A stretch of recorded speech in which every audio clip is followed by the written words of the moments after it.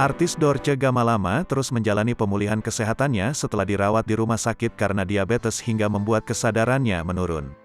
Saat ini Dorce Gamalama menjalani pemulihan di rumah dan sesekali memeriksakan kesehatan di rumah sakit. Hetty Sunjaya, kerabat Dorce Gamalama, menyatakan, kesehatan artis 3 generasi itu semakin baik.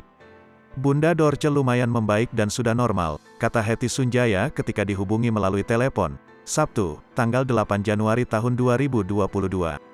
Meski begitu Dorce Gamalama belum bisa berdiri tegak dan berjalan normal karena kedua kalinya masih bengkak.